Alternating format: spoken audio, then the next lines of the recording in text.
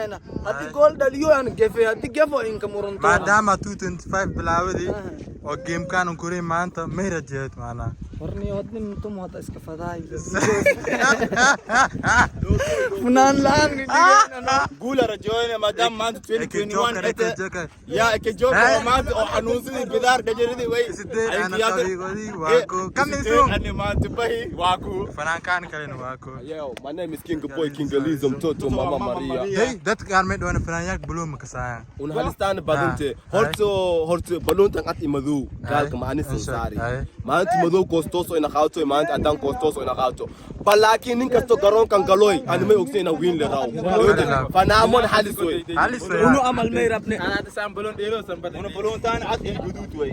at lama loo buguni wadin way naas iri way